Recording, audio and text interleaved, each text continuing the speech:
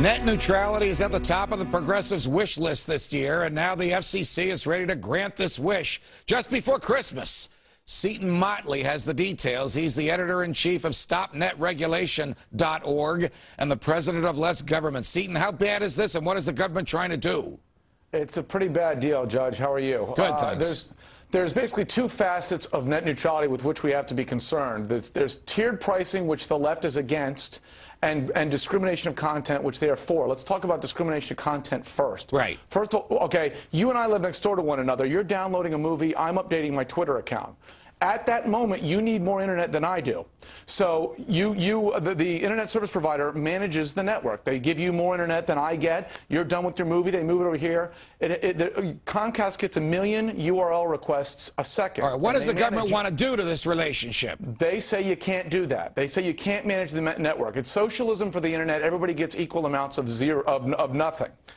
They try to say that no matter what you're doing, you cannot get any more bandwidth than the person next to you. It's like saying to the fire department, that house is on fire, that house is brushing its teeth. They get the same amount of water. Okay, all right, a couple of questions. First of all, as I read the law, the FCC has zero authority to regulate the internet. Secondly, the internet is so free, so pure free market, it has worked with near perfection without any government involvement whatsoever.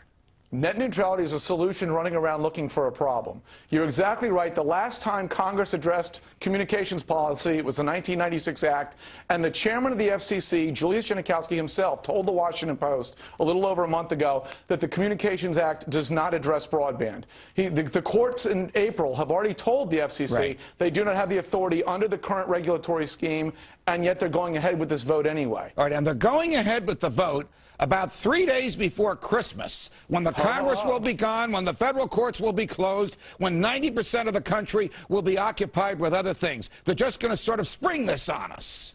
It's a last-minute, under cover of Christmas, spring upon the American people, not unlike last year's Christmas Eve vote on health care. This is another one of those, let's sneak it in under the door when no one's looking. All right, what can we do about it, other than somebody filing a lawsuit to a federal court of appeals in Washington, which would probably prevail? What can we do between the time they spring this on us and the time the court opens its doors?